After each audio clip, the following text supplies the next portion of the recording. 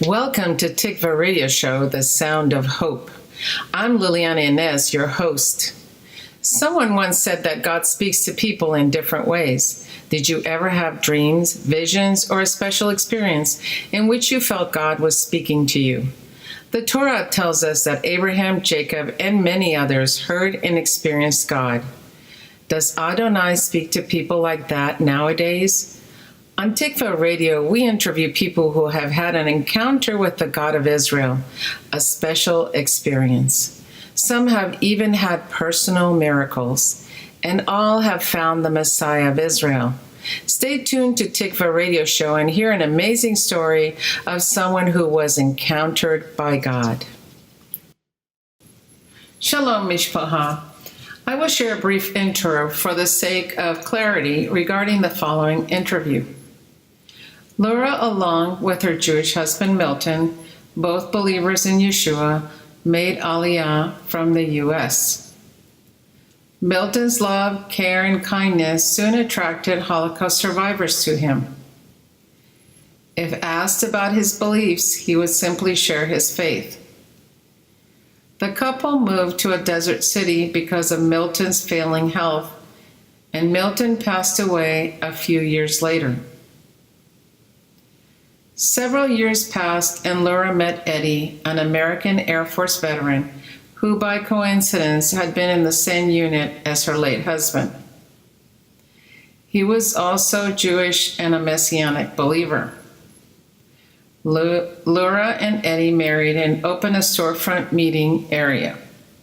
They started a chess club and gave away free books, including self-help books and Bibles. In addition, food and clothing were provided to needy people, including Holocaust survivors.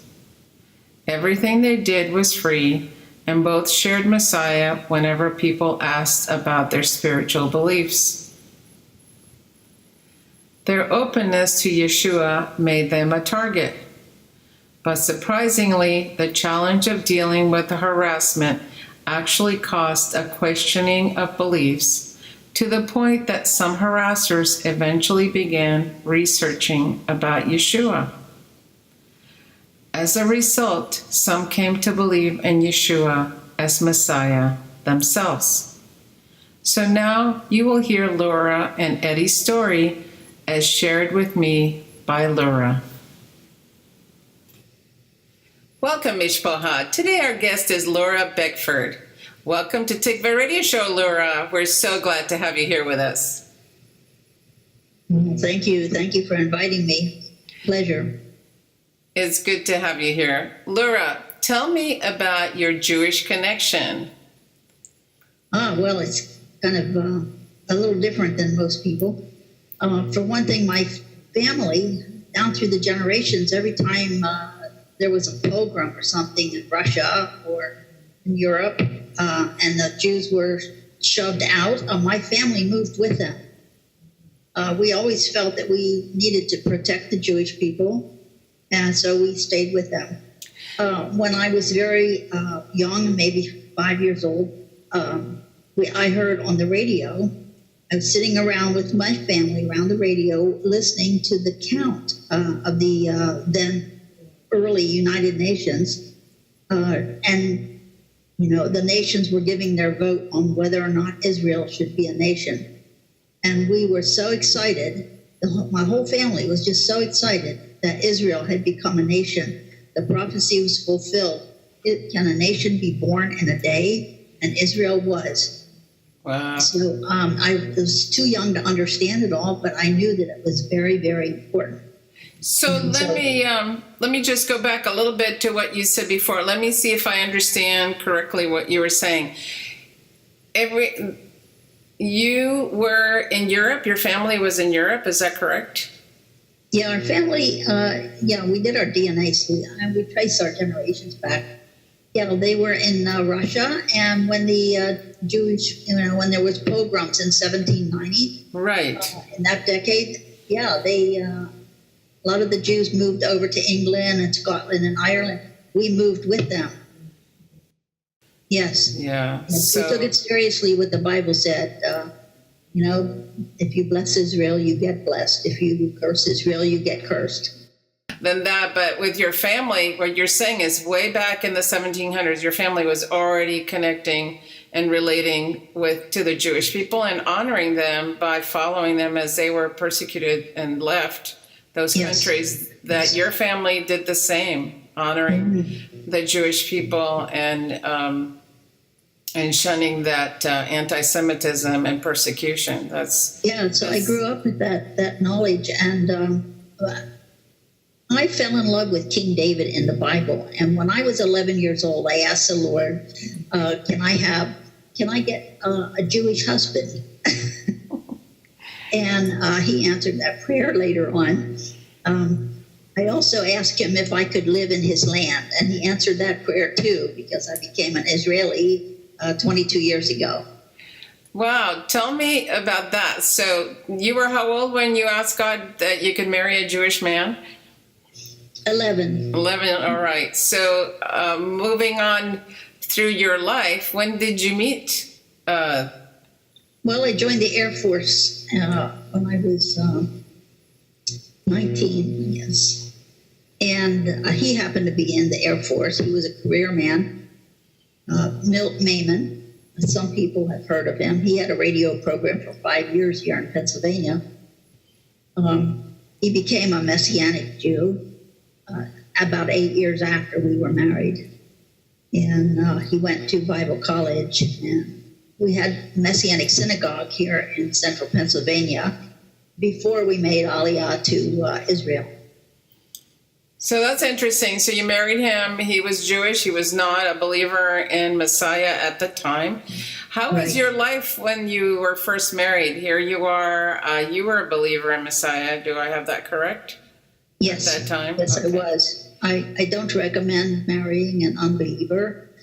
I think possibly Milt might have come to the Lord if I had been more patient and waited. I don't know. He might have come earlier. You mean before you got married? Before we got married, yeah. Because it was very tough. It was very tough.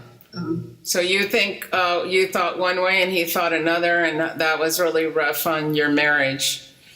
Yes. He had the attitude, I'm born a Jew, I'm going to die a Jew, and I agreed with that. He didn't understand that you don't stop being Jewish by believing in the Jewish Messiah. That would truly be a miracle if that happened. So you had no desire for him to leave his Jewish roots. No. You didn't feel that he had to stop being Jewish and that he could still be Jewish and believe in the Messiah, because of course the Messiah is a Jewish Messiah. So yes. That's really neat, and I think it's important for people to realize that you loved him as a Jewish person. Yes. But you saw that because he hadn't received Messiah yet, that it was really tough on your marriage. How did your marriage change when he did come to faith in Messiah? Oh, it was a 180-degree change.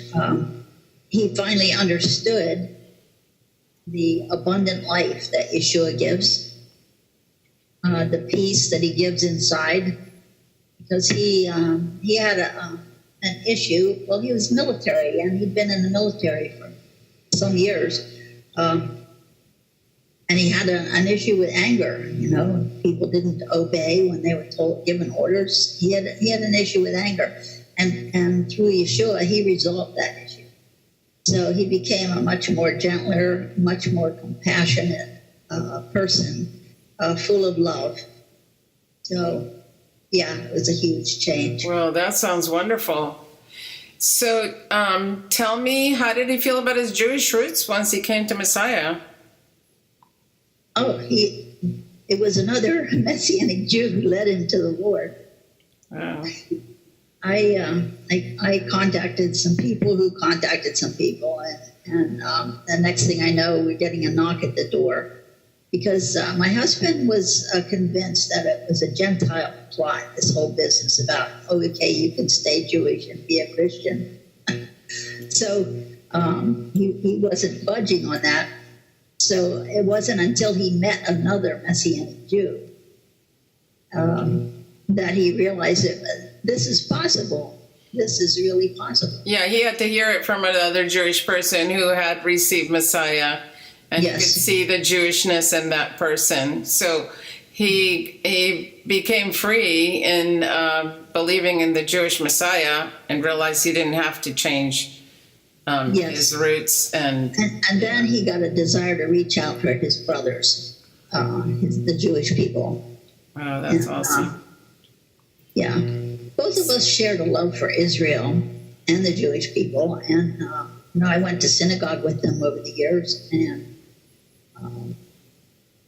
so it's kind of funny because I'm not Jewish, but in this one synagogue, I wound up leading the ladies' auxiliary because I knew more about the Passover and putting on a Seder than they did. Well, that's pretty interesting. So how did you come to know more about the Passover than the people in the synagogue? Yes. So that was. I mean, how did that fun. happen that you happened to know more than they did? Did you study it? Did your family Yes. I celebrate? I was a Bible teacher, and I studied a lot about the Jewish customs in the Bible over the years. I'm 74 years old now, so a lot of water under the bridge. Oh, 74 years young. So that's interesting. So you had done a lot of studying on the Jewish traditions and the feasts and all that, and you were actually able to teach the Jewish people in the synagogue. That's a heart for Israel and the Jewish roots, which is not always the case with many Christians, but you were knowledgeable and you cared about Israel, and you had a hunger and a desire to know about the Jewish faith. So what went on with your life? Well, he started Bible studies, and he didn't really know very much in the very beginning. So it's kind of funny, some of the things that God brought to him. He had an atheist visit him, a Jewish atheist, and so Milt's he'd only been a believer for a couple months. He's leafing through his Bible, and it falls open at the verse. It says, "The fool says in his heart there is no God," and he showed that to the atheist, and he says, "Wow, you're worse than a fool. You said it out loud." Wow. There is no God, Well, that made the man kind of back up. And he says, well, okay, for the sake of argument, I'll say there is. Because he didn't want to be called a fool. He was an extremely intelligent person. Uh-huh. His intelligence got in the way of faith. Yeah. So over the months, they became good friends. And the atheist moved out to Pittsburgh. And then he got real lonely, and we went out to see him, and Milt led him in a prayer, and he gave his life to the Lord.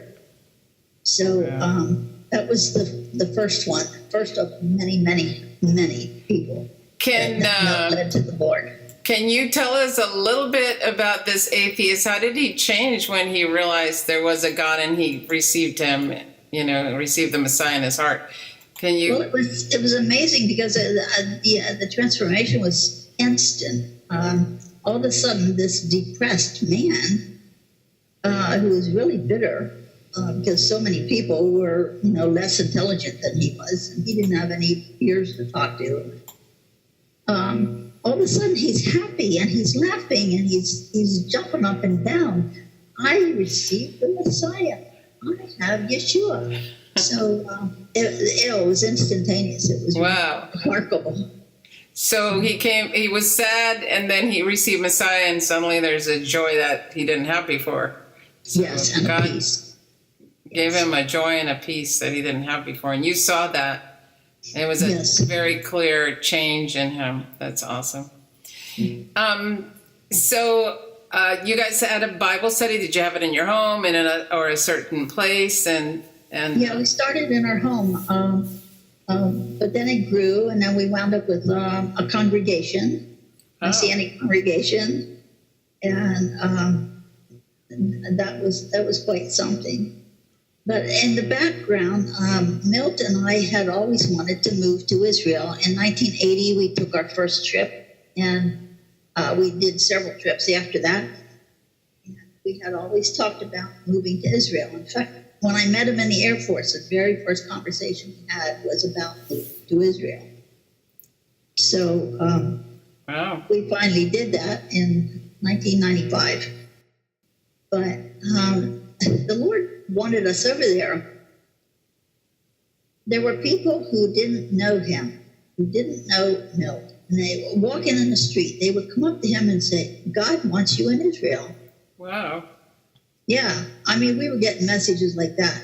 Wow. That's interesting because in our radio program, I talk to people about that God speaks in different ways, dreams and visions, and, even as he did with the prophets, with our Jewish prophets. And yes. God was sending you guys that you didn't even know, and they didn't even know him, and they would be bringing a message about you guys moving to Israel. That's pretty amazing. How many times did that kind of thing happen? He didn't tell me about all of them, but I mean, he would come home on a regular basis and said, it happened again. It happened again. Wow. Wow. Yeah. So you moved to Israel. What happened then? Well, actually, we made Aliyah from this side. We went to the consulate in Philadelphia. And so we got everything settled and our paperwork done. And so when we got to Israel, we were greeted by the Jewish agency with welcome home. So that was an amazing time for me.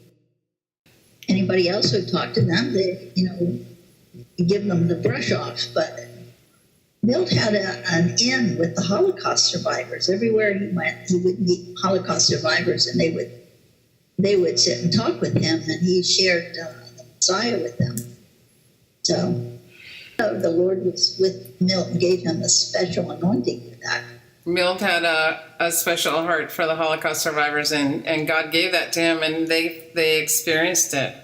And yes. So they wanted to hear what he had to say and his experiences with Messiah. That's really amazing. Do you have any stories about Holocaust survivors coming to Messiah, to salvation in Messiah? Yes, and a number of them came. I know more about the ones who came after. Milt died in 1999. He was on his way to a reunion of his unit from Vietnam, and he was going to meet one of his men who served in that unit, Eddie Beckford, my present husband. Anyway, the Lord took him home on the way to that reunion. Wow.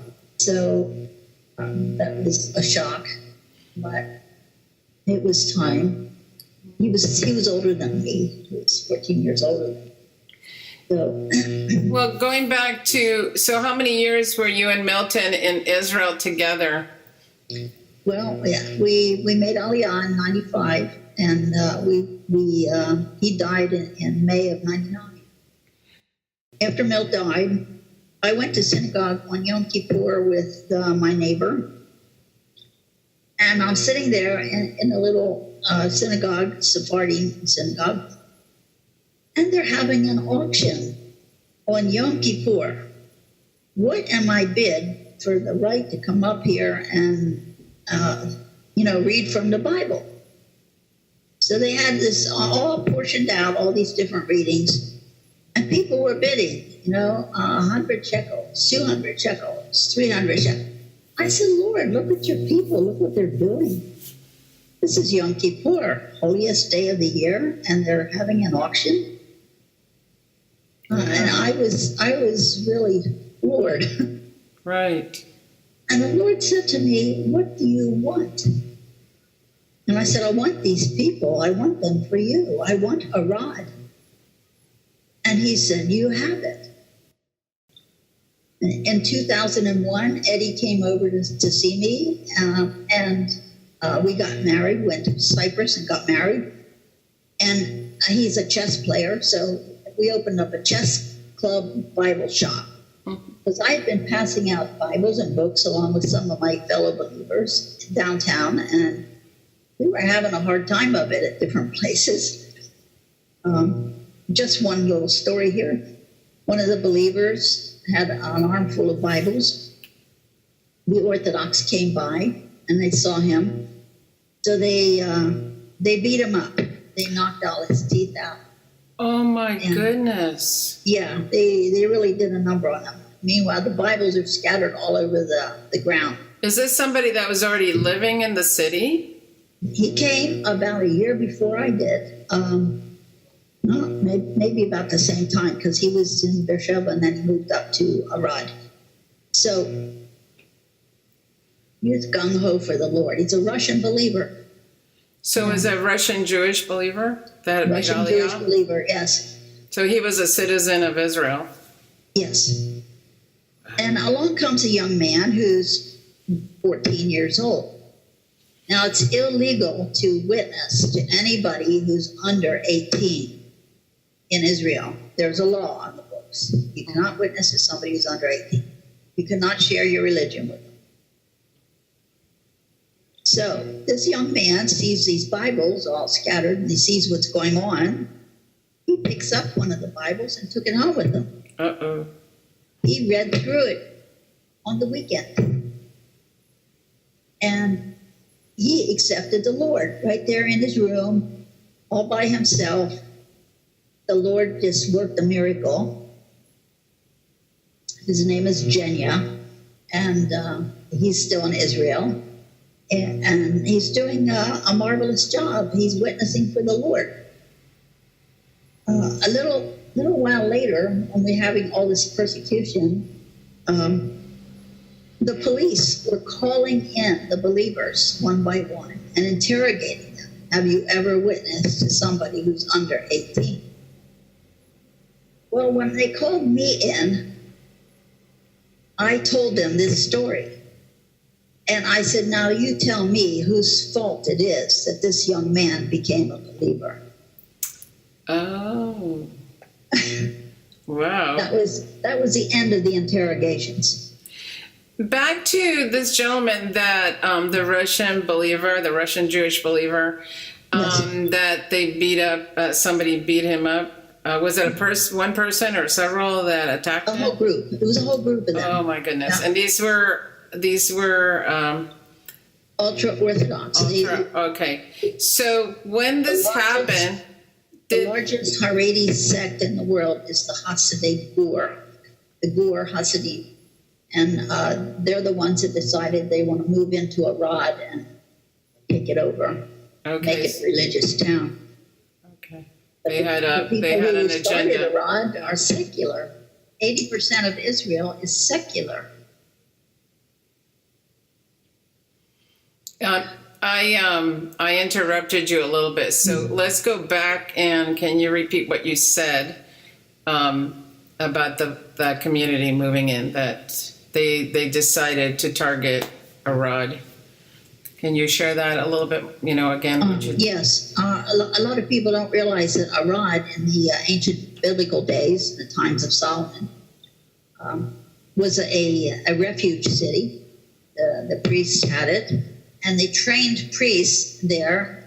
They had a replica of the Holy of Holies. They trained the priest to work in the temple, because each priest would take his 2-week turn in the temple in Jerusalem. But they were trained in Arad. So these, the Hasidei Gur, it's the largest sect in the world of the ultra-Orthodox. And they decided to make Arad a refuge city again, run by the priests. And they want all the Christians out, and they want all the Arabs out. Arad has been a town since the 60s where the Arabs and Jews live together in peace. So it's a different kind of town in Israel. It doesn't have a wall around it. It's open. And it's a nice place to live until the Orthodox came. So the average Israeli doesn't know what to think. They want to live in a Jewish state, but what makes it Jewish? And they turn to the Orthodox for that, because they control all your life cycle events, the circumcision, the marriages, the death, all of that is controlled by the Orthodox. So they firebombed our chess club. We opened a chess club and Bible shop in the marketplace, and they came and firebombed it. And not only that, but they opened up their own chess club right behind us the day after they firebombed it. So let's go back to this firebombing. Now, was there any warning they were going to do that? What happened prior to that? Were things escalating? And picket us and harass the chess players, and they harassed us, anywhere they saw us. Yeah, so anytime that Eddie and I walked downtown, a group would gather, Orthodox, following us and passing out flyers with our pictures. So we just made a big joke out of it and pointed to the picture and pointed to ourselves. Yeah, that's us. That's us. Mm-hmm. I'm glad they put our address out because people knew where to come when they wanted to get saved. It actually worked in your favor. Yes. Let's go back to what exactly you were doing. You had a chess area where people could play chess. And who liked to play chess there? Most of the Russians. Okay. That's their national pastime. Okay, But Russian Jewish people that made Aliyah, right? Mm-hmm. And I think that I had interviewed Eddie, and he said that there was Holocaust survivors too that enjoyed. Yes, coming. Holocaust survivors hung out at our place. We were open 7 days a week. And that was all free to people. It was a place where they could come and have a good time and enjoy good games. And they would take books. The books are free too. I had Bibles and books in all different kind of languages, and we had audio Bibles in all different kind of languages. So they would come in and they would take books, and then they'd come back and they'd say, "My neighbor wants one." So then they'd take another one home. And every time we had a new book, it was really popular.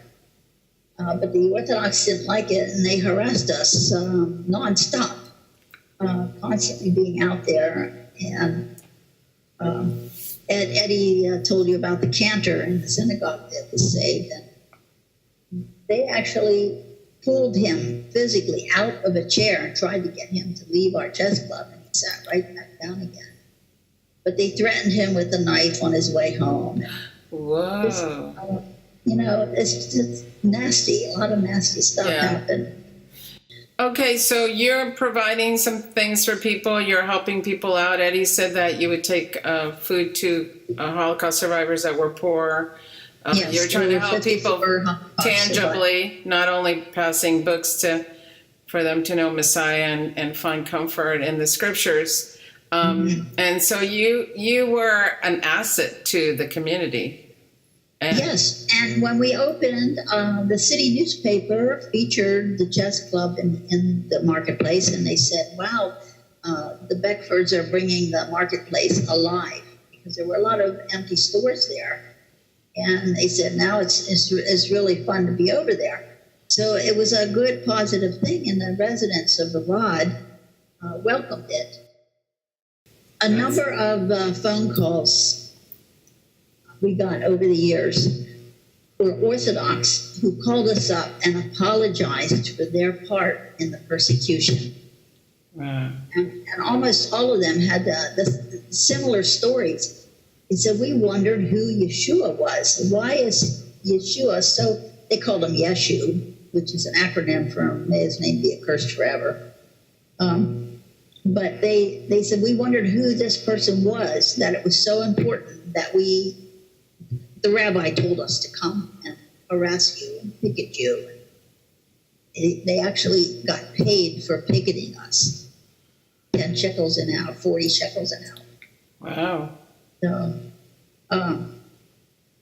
So So they started investigating who Yeshua was. So when they found out who he was, they got saved. They fell in love with him. Wow. So, yes, I want to hear the stories. Okay, you had the fire bombing. There was another incident with fire as well. Just let's talk briefly some of the other stuff. And then let's talk about what happened. You were being persecuted for about 16 years total, approximately. Which is an amazing long time. Almost the entire time that Eddie was there, yeah. But there was some amazing things that happened, even though you were being persecuted. So after the firebomb, the store was firebombed. Mm-hmm. There was another incident with fire. Well, there was two more incidents. One man came and he threw a Molotov cocktail against the chess club, but it didn't really do any damage except. Was anybody there? Was anybody? Yes, yeah, I was full of chess players. Oh my goodness! And he threw it at where people were. Yeah. And then the second incident was more serious. A man came while the chess club was full of people. There are two doors, front and back, and so they were in the building and lit it around the doors. I'm sorry. He poured gasoline around the doors and lit it. And people were inside the building. People were inside the building. And what happened then? Well, the flames went out because there's nothing flammable around the doors, concrete and steel. So the Lord was very merciful and just didn't let anybody get hurt. But the chess players were so mad, they grabbed the guy and held him for the police. Wow. And they put him in the upshot was that they put him in a mental institution and gave him day passes. So he just had to sleep there for a couple weeks. So one of the policemen came to our house and said, be real careful because this guy wants to burn your house down. So I said, well, the Lord protects us. Wow.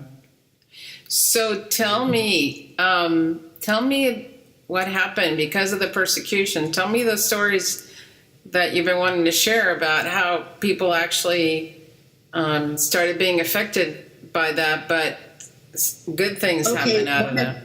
One of the journalists who was writing in the Orthodox newspaper, she interviewed the pastor and wrote a bunch of nonsense about him and about us, and none of it was true.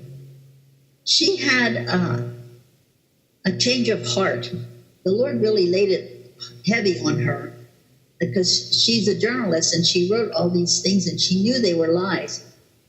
And it wasn't too long after that she called up the pastor and apologized and said she would never do that again.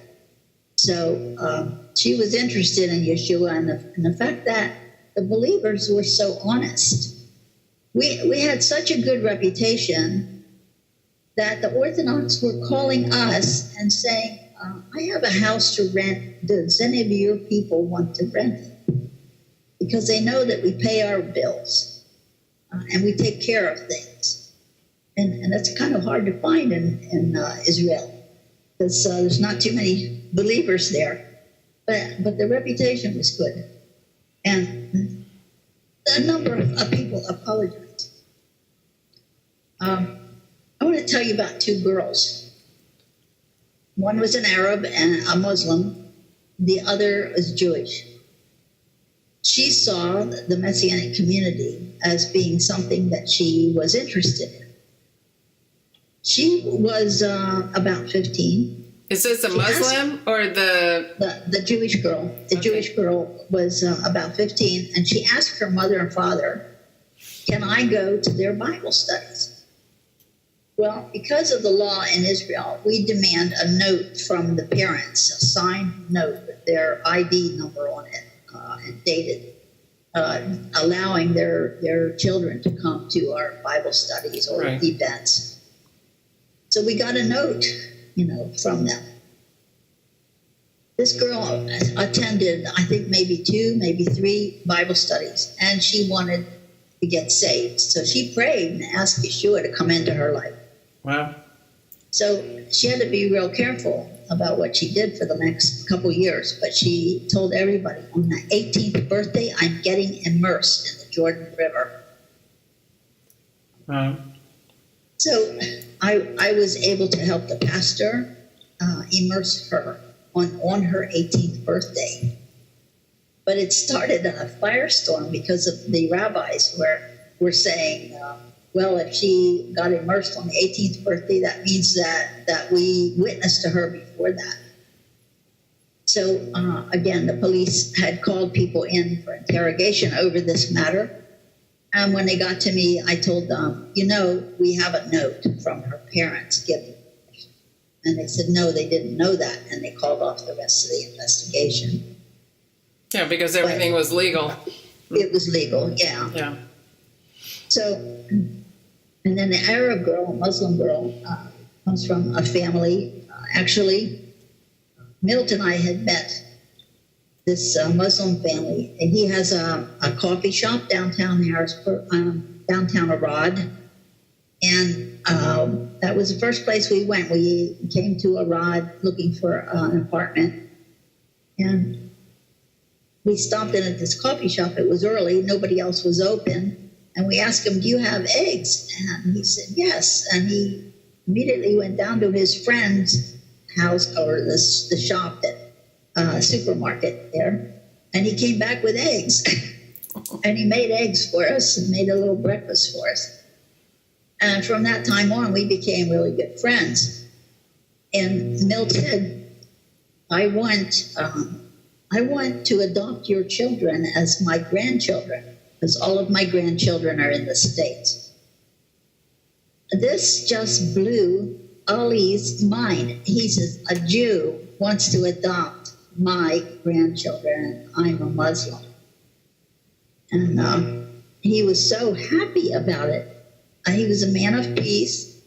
And ever after that, he instructed his children. He had 4 children, 2 boys, 2 girls, to call us Savta and Saba. That's grandma and grandpa in Hebrew. And we had a good relationship. They all came to the Lord. And this one daughter of his wanted to be immersed the same time that this Jewish girl wanted to be. So I had the privilege of baptizing them both. Wow, that's wonderful.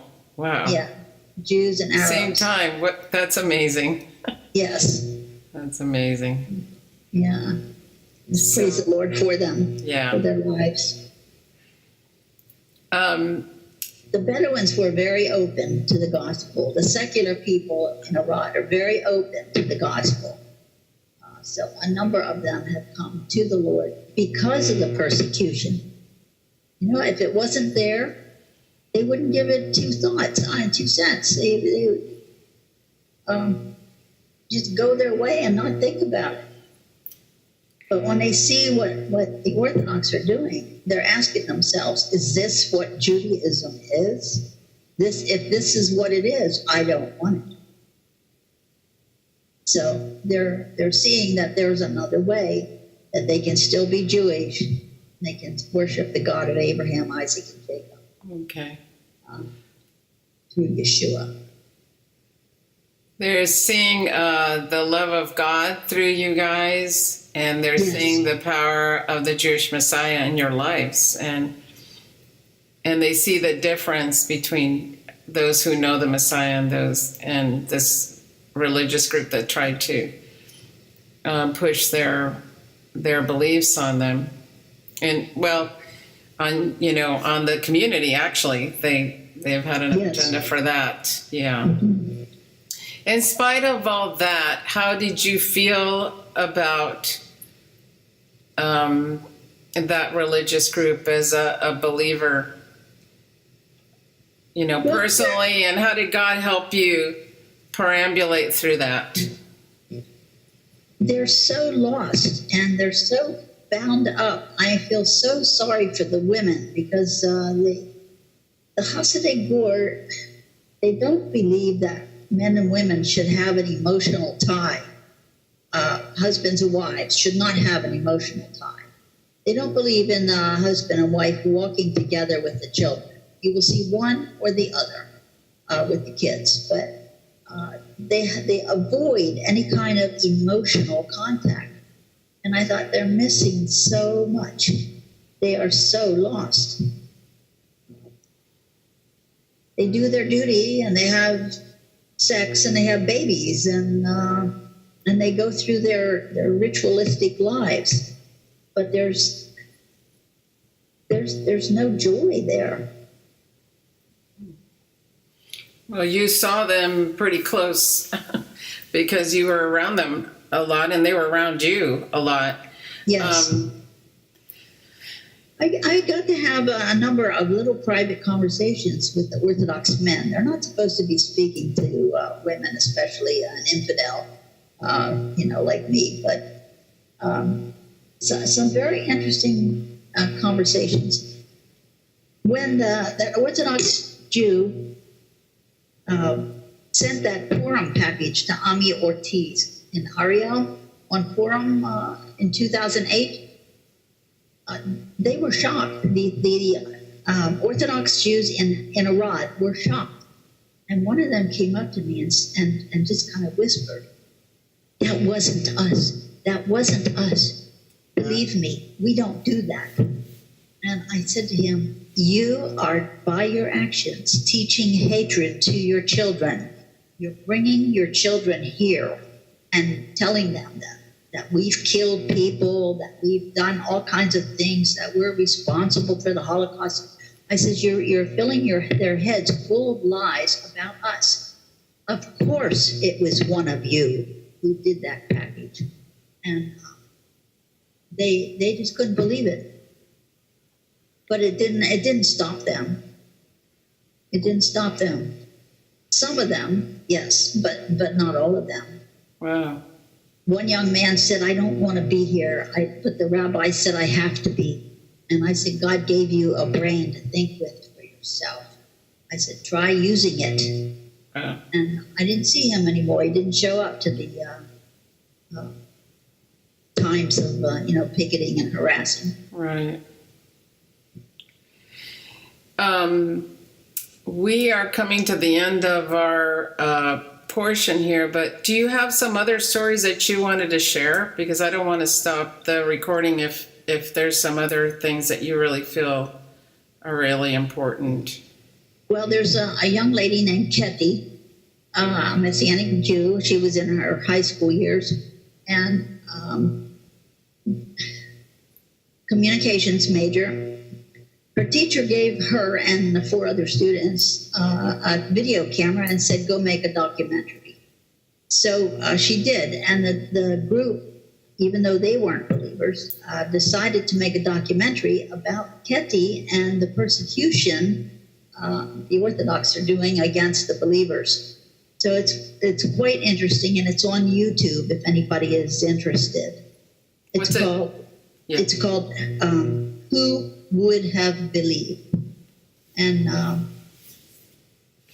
okay, who would have believed? And it's on YouTube. I'll send you the link to it. Okay. It's a very interesting video. It's in Hebrew, but it has English subtitles. Right. What is your message to the listening audience?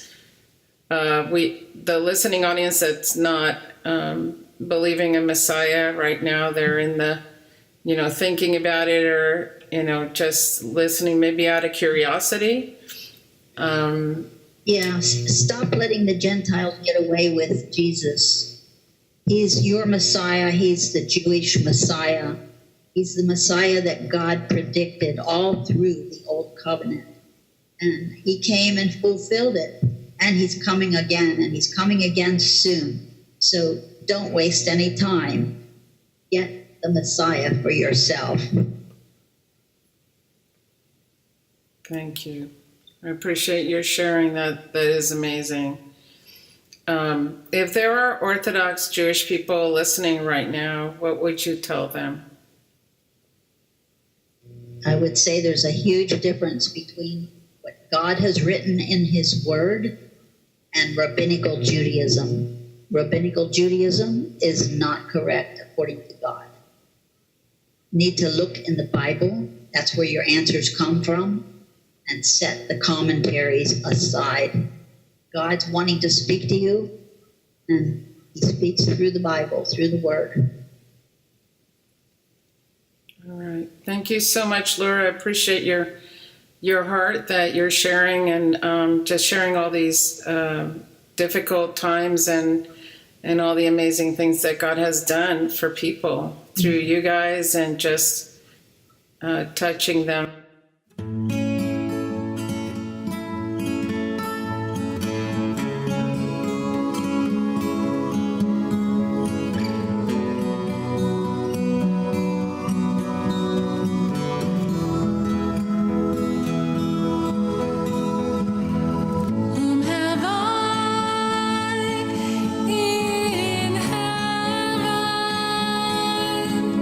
Only you, Lord.